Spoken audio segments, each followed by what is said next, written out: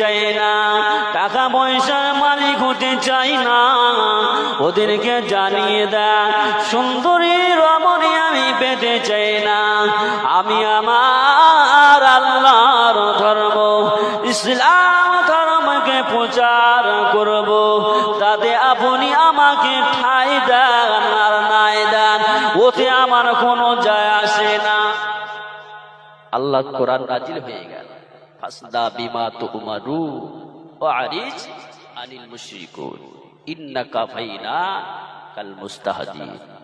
আল্লাহ হাবিব, আল্লাহ আমার হাবিব, আমি আল্লাহ আপনাকে যেটা দিয়েছি আপনি প্রচার করুন, তাতে আপনাকে কে মানবে না মানবে সেটা আমি দেখে নেব, আপনার কাজ আপনি চালিয়ে যান।